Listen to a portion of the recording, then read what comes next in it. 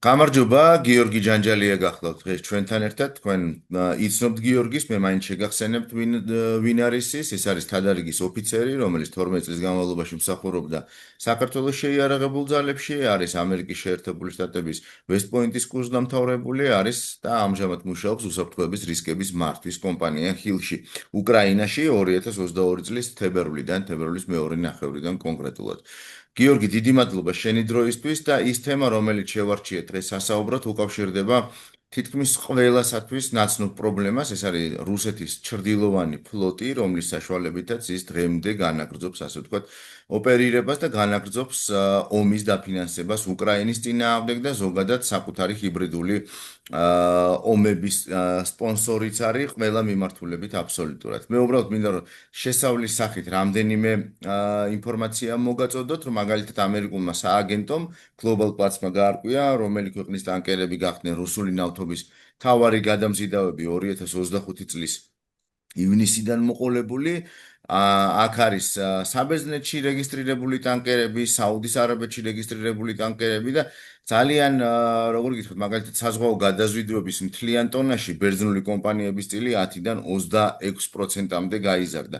და ჩვენ ვიცით, რომ უკვე ივლისიდან ბრიტანეთმა სანქციები დაუწესა რუსეთის ჩრდილოვანი ფლოტის დაახლოებით 135 ტანკერს და მოდი ვისაუბროთ არა მხოლოდ იმას თუ რას წარმოადგენს ეს, არამედ როგორ რა სქემით მუშაობს რუსეთი საკუთარი ნავთობის გაყიდვის თვალსაზრისით და ომის სპონსორობის მიმართულებით.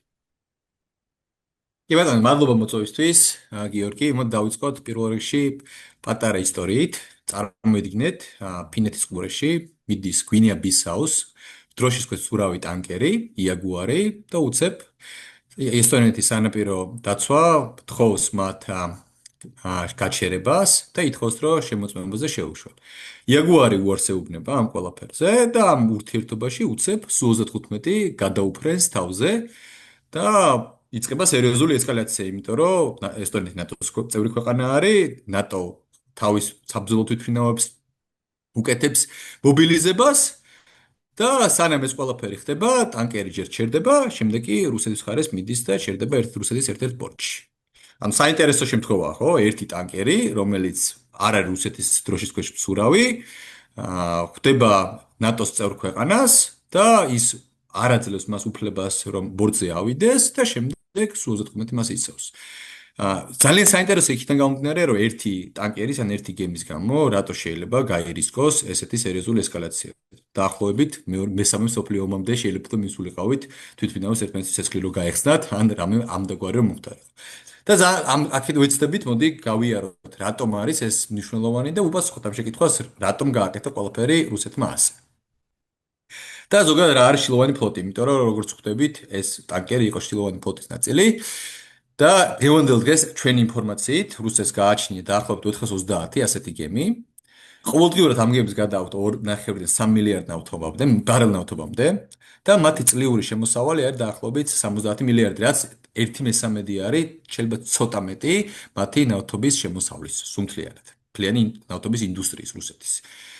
და ეს ციფრები დაახლოებით 12% ეკონომიკას უდრის. ეს ყველაფერი ძალიან საინტერესო ასევე იმიტომ არის, რომ თითო გემი დაახლოებით 165 მილიონს შეუძლებს წელიწადში, რაც საკმარისია ან 15 გამონადგურებლისთვის, ან 40,000 ჯარისკაცის დაფინანსებისთვის, ან თუნდაც 100 ტანკისთვის. აქედან გამომდინარე, მე მგონი პასუხობს ეს ყველაფერი თუ რატო იყო ასეთი მნიშვნელოვანი რუსეთისთვის, რომ დაეცვა ის გემი ეკონომიკური თვალსაზრისით და რატო იყო ის მზად ამ ხელეს ესკალაციისთვის, იმიტომ რომ ეს უბრალოდ ეკონომიკური და უბრალოდ შავი ეკონომიკა არ არის. ეს არის მათი გადარჩენისთვის ერთ-ერთი აუცილებელი ატრიბუტი და თითოეულ გემს აქვს ძალიან დიდი მნიშვნელობა მათთვის. გიორგი, აქ ლოგიკური კითხვა ზოგადად ეს ლოგიკური კითხვა ჩნდება, ხო? ცხადია, რომ აი ამ მონაცემებზე დაყრდნობით, რომელიც ჩვენ გაგვიზიარე ახლა, ცხადია ჩნდება კითხვა, რომ რატომ ვერ ხერხდება აი ამ ფლოტის შეჩერება. რა მექანიზმები აქვს რუსეთს ისეთი, რომლითაც, ანუ სუს მაგალითი მოიყვანეს შენ რა თქმა უნდა, მაგრამ რა მექანიზმები აქვს გარდა მაგისა რუსეთს იმისათვის, რომ საკუთარი ფლოტი გადაარჩინოს, ან რატომ ვერ იყენებს მაგალითად დასავლეთი საკუთარ ხელთ არსებულ ინსტრუმენტებს იმისთვის, რომ ამ ფლოტის მუშაობა, ასე ვთქვათ, დაბლოკოს? მოდი ჯერ წარმოვიდგინოთ, რომელ წლებზე გვაქვს ლაპარაკი. ბალტიის ზღვა, რომელიც ერთ-ერთი ყველაზე დატვირთული არის ეკონომიკურად, მასში ათასობით გემი გადის. აქედან გამომდინარე, ძალიან რთული არის გემებს მისდიო. ის გემები, რომლებიც იციან, მათი დასანქციერება ხდება და იმ გემებს, რომელსაც აქცირებენ, მათ აჩერებენ ასე თუ ისე ევროპულ და ნატოს წყლებში, თუმცა სხვა წყლებში ისინი მაინც ოპერირებენ. ალბათ ერთ-ერთი ყველაზე მთავარი ის არის, რომ გამოარკვიან რომელი ტანკერი არის რომელიც მოქმედებს რუსეთისთვის. შემდგომ არის აღსრულების პრობლემა. ანუ არ არსებობს კანონმდებლობა ისეთი, რომელიც მიცემს საშუალებას ევროპულ ძალებს, რომ ინსპექტირება ჩაუტარონ. ამას სჭირდება მთლიანი ინსტიტუციები. ზოგადად დასავლური სამყარო, თავისუფალი სამყარო ყველაფერს კანონის მიხედვით და ინსტიტუციების მიხედვით აკეთებს. აქედან გამომდინარე, ახლა არ არის აღსრულების მექანიზმი, მათთვის ძალიან რთული არის შემოწმების შემდეგ, შემოწმების უარის თქმის შემდეგ რაიმე სახის სანქცია მოიმოქმედონ.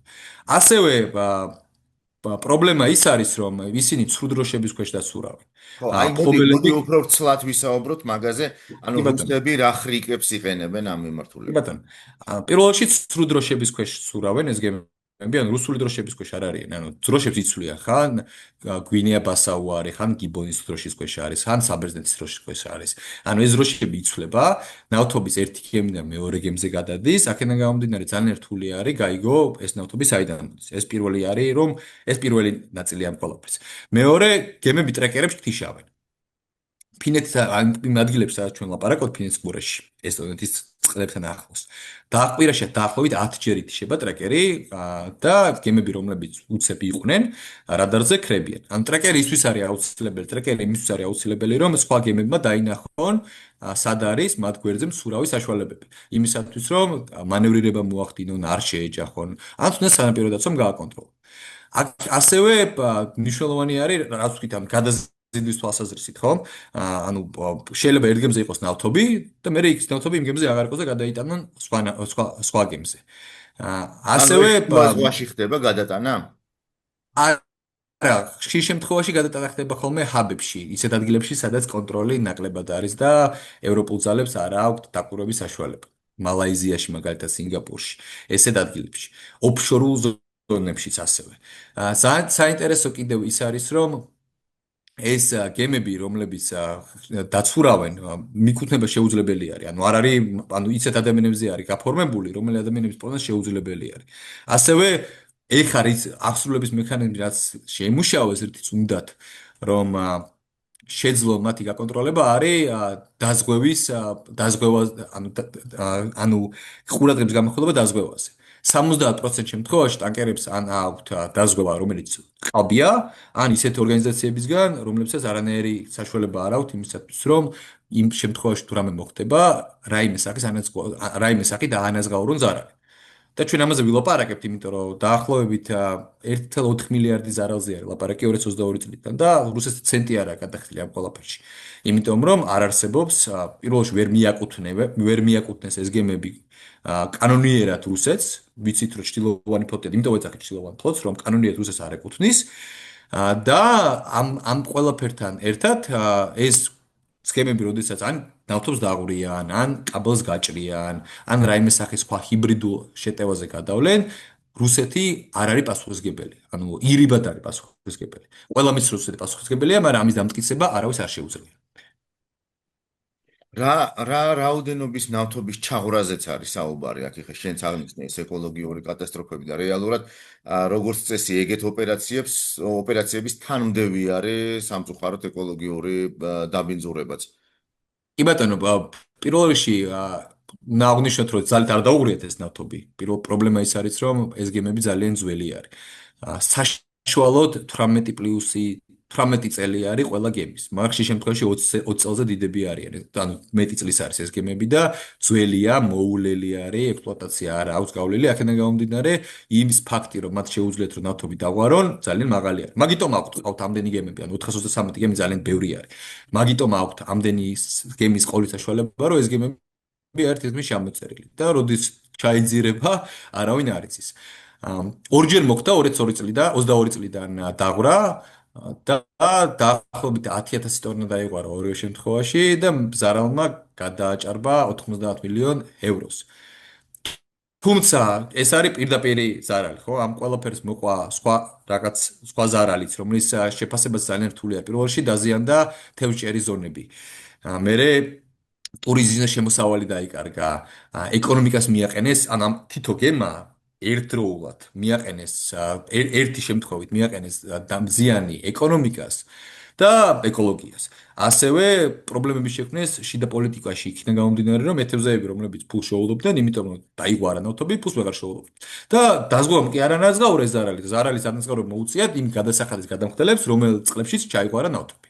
აქედან გამომდინარე, ეს ძალიან სერიოზული გამოწვევა არის ევროპელებისთვის, თუ როგორ შეიძლება აღსრულებაში მოიყვანონ კანონმდებლობა ისე, რომ ამ გემებს ხელი შეუშალონ გადაადგილებისთვის და იმიტომ არის, რომ დაზღვევაზე არის ხა ლაპარაკი, რახან ეს დაღვრები მოხდა, ეხლა ყურადღებას ამახვილებთ გადაზღვევაზე, ბალტიისპირეთის ქვეყნები და სკანდინავიის ქვეყნები უკვე მონაწილეობენ ამ ყველაფერში და შეუერთდათ მათ ასევე გერმანია. საფრანგეთის შეუერთება სავარაუდოდ სექტემბრიდან და რაც უფრო მეტი ქვეყანა შეუერთება და მეტი ქვეყანა გააკონტროლებს მათ მოძრაობას თავიანთ წყლებში, მით უფრო გაუჭირდებათ ჩრდილოვან ფლოტის გემებს თავისუფლად მოძრაობა და მით უფრო მეტად დააწובה ეს რუსეთის ეკონომიკას. გიორგი, ეს ხო ანუ პრინციპში რახან ყველაფერი ცნობილია და ამაზე დიდი ხნის განმავლობაში საუბრობენ, რომ ეს არის ჩრდილოვანი ფლოტი რუსეთის ფედერაციის, რომელიც აფინანსებს ომს და ასე შემდეგ. რატომ აქამდე არ მოხდა მაგალითად უფრო ეფექტური ინსტრუმენტების მოძიება იმისთვის, რომ ეს ფლოტი შეაჩერონ, ხო? ანუ პირობითად ვამბობ, პირობით მაგალითს მოვიყვან, თუ კი მაგალითად ევროპელები აძლევენ შეიარაღებას უკრაინას, რატომ არ ჩაერთნენ ამ მიმართულებითაც გაცილებით ეფექტურად ვიდრე აქამდე? ზოგადად ძალიან საინტერესო შეკითხვა არის. ბევრი რაღაცა რაც ხდება მსოფლიოში სამწუხაროდ არალოგიკური არის. აი მაგალითისთვის 2022 წლიდან ევროპელებმა 60 მილიარდით მეტი დახარჯეს რუსულ ნავთობში, ვიდრე უკრაინას დახმარება მიცეს, ხო? ეს იმიტომ არ ხდება, რომ ევროპელებს არ უნდათ რომ უკრაინამ გაიმარჯვოს, უბრალოდ გადაწყობაც დრო ჭირდება. ასევე ინსტიტუციების გარდაქმნასაც დრო ჭირდებათ. რატო არ აძლევენ თუნდაც იმ 300 მილიარდს უკრაინას, ხო? რა რისკები არის? იქიდან გამომდინარე, რომ არ უნდათ რომ რეპუტაციულად ისეთი ქვეყნის სიაში შევიდნენ, რომლებიც სხვის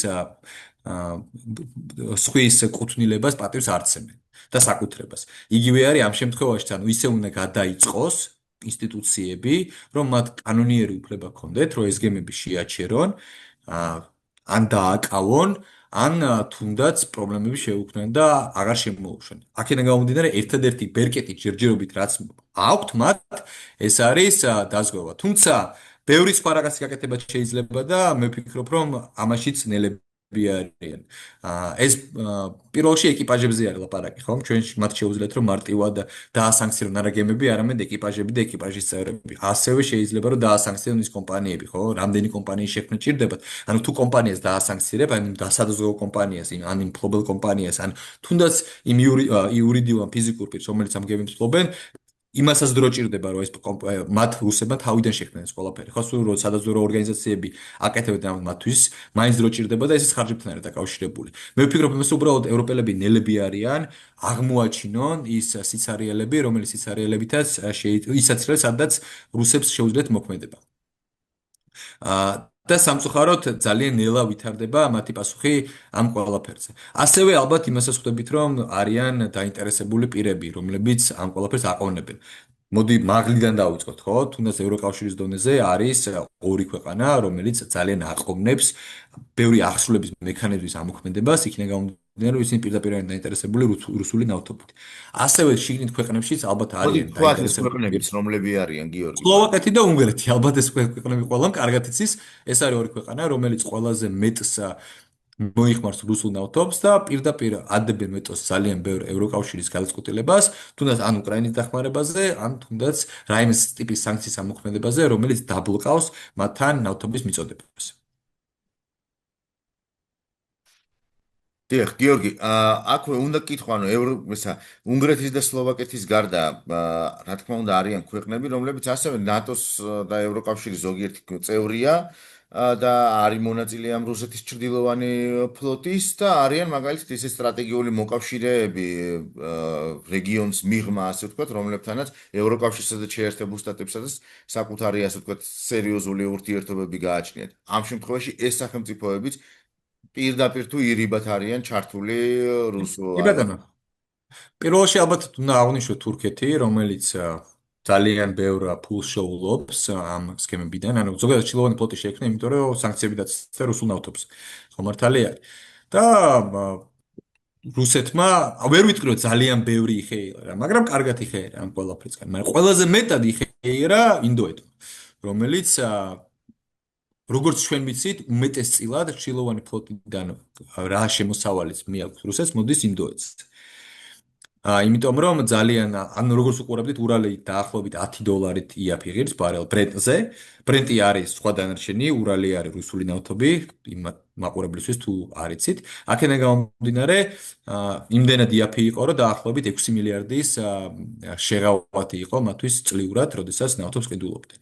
ეხლა ვიცით რომ 50% ტარიფები არის დაწესებული მათზე და მიდის ლაპარაკი თუ როგორ შეიძლება რომ მათ ეს ნავთობი შეამცირონ, იმიტომ რომ ამერიკასთან მათ დაახლოებით თუ არ ვცდები 180 მილიარდის ექსპორტი გააქვთ. აქედან გამომდინარე 180 მილიარდზე ტარიფები რო დაწესდება, ძალიან მაღალი ფასი გამოვა და სუფთა არითმეტიკულად რო ავხსნათ, მათთვის ეს იმ ნავთობის ყიდვა უკვე აღარ არის ეკონომიკურად. ამიტომაც ხდება ჯერჯერობით ზეწოლა ინდოეთზე და არა ჩინეთზე, იმიტომ რომ ჩინეთისთვის არ არსებობს პირდაპირ მექანიზმი, რომელიც მისცემს საშუალებას დასავლეთს, რომ ზეწოლა მოახდინოს.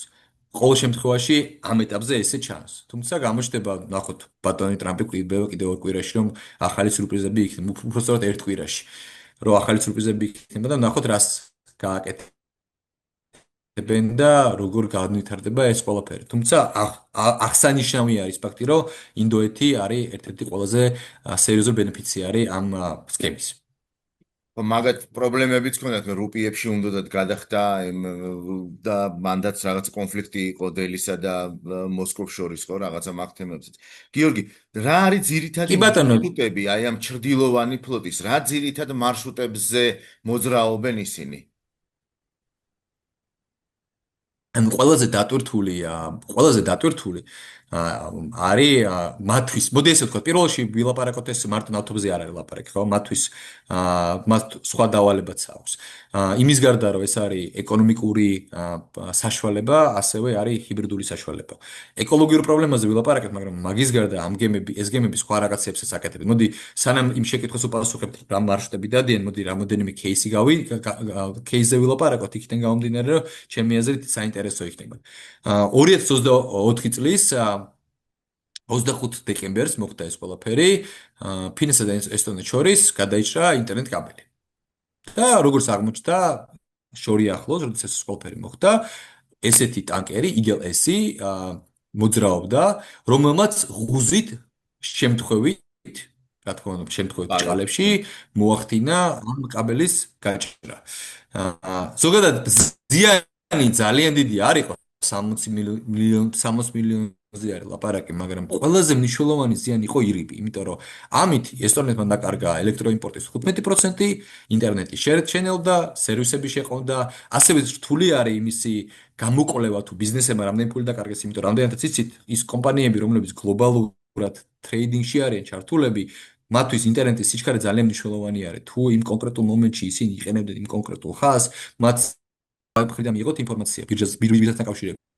ენერგორესურსებზე გაიზარდა ხარჯები, პროდუქტიულობა შემცირდა და საბოლოო ჯამში, რა თქმა უნდა, ისევ ზარალი დაფარეს ევროპელებმა და ერთმა ტანკერმა ერთ დღეში შეძლო ეკონომიკური პრობლემების, კავშირის პრობლემების და ენერგორესურსებთან მიმართებაში პრობლემები შექმნა. საინტერესო არის ეს ყველაფერი, იქიდან გამომდინარე, რომ როგორც აღმოჩნდა ეს ტანკერები არა მარტო ატარებენ ეკონომიკურ ღირებულებას, ასევე არიან ჰიბრიდული იარაღიც. და ეს ერთ-ერთი შემთხვევა არის. სხვა შემთხვევებიც იყო დაფიქსირებული, როდესაც ტანკერებზე აღმოჩენილი იყო თვალთვალო მიყურადების აპარატურაში იყო.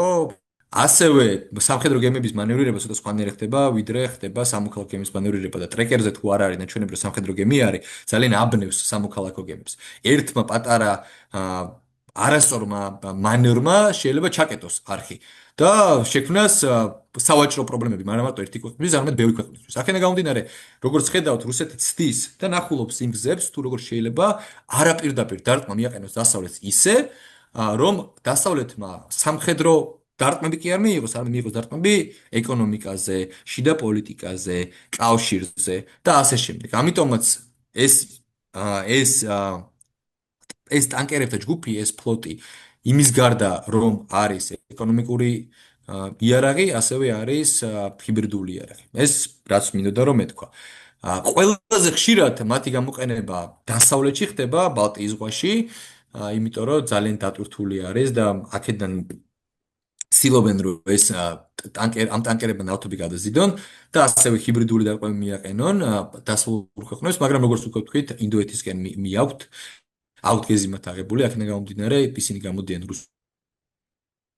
რუსული იმ ადგილებიდან, სადაც ხდება რუსული ნავთობის ჩატვირთვა და მიემართებიან უკვე აღმოსავლეთისკენ. გიორგი, აუცილებლად უნდა გკითხო ჩვენი საუბრის დასასრულს საქართველოსაც, ანუ შავი ზღვის მონაკვეთზე შეინიშნება თუ არა იყო გარკვეული ინფორმაციები, მაგრამ კი რაც ბატონო. შეგიძლია შენ ამასთან დაკავშირებით გითხრა. ზოგადად ის ქვეყნები, რომლებიც ნორმალურ ურთიერთობაში არიან რუსეთთან, აუცილებლად ხეირობენ რუსული ნავთობით და ასევე ანუ არ არის ხო დასამალი, რომ ჩვენი ქვეყნის და რუსული ხელისუფლების შორის რაღაც გარკვეული ფლირტი მიმდინარეობს. აქედან გამომდინარე, არის შემთხვევები, როდესაც რუსული ნავთობი ფიქსირდება საქართველოში, ან საქართველოს იყენებენ როგორც სანქციებისავლისთვის ერთ-ერთ ადგილს. თუმცა საქართველოს არ აქვს ისეთი დიდი პორტები და არც ისეთი დიდი ქვეყანა არ არის და არც ისეთი დიდი ბაზარი არის, რომ ვილაპარაკოთ რაიმე გარკვეულწილად, რაიმე ძალიან დიდ ოპერაციებზე. ეს არის პატარა ოპერაციები, რომლითაც ხეირობენ კონკრეტული ადამიანები, აქ არ არის ლაპარაკი ხელისუფლებაზე, აქ არის ლაპარაკი კონკრეტულ ადამიანებზე, რომლებიც არიან ჩართული შავბნელ საქმეებში და ამ შავბნელი საქმეებით თვითონ ხეირობენ, აზარალებენ სამწუხაროდ ქვეყნის რეპუტაციას და შემდეგ აძლევენ დასავლეთს იმის თქმის უფლებას, რომ თურმე ჩვენ მოქმედებთ რუსეთთან ერთად უკრაინის წინააღმდეგ. გიორგი, ძალიან დიდი მადლობა საინტერესო საუბრისთვის, როგორც ყოველთვის, ესეც შესანიშნავად წარიმართა. მადლობა დიდი.